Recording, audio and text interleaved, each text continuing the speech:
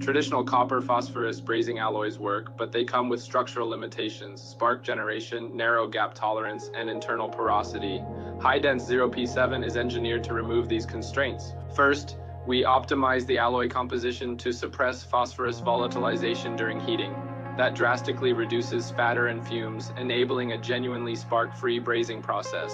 It's safer for operators and keeps the joint surface clean, which is critical in modern green manufacturing environments. Second is flow control across unequal gaps. Conventional brazing fillers only perform well in tight, uniform clearances. HiDense 0P7 uses a densification and flow modification approach that allows stable brazing across gaps from roughly 0.025 millimeters up to 0.5 millimeters. The molten alloy flows in a controlled, directional way instead of spreading unpredictably. Third is joint density and internal quality. Because the flow is stabilized, the resulting microstructure has near zero porosity. That produces a much denser, more hermetic joint with better high temperature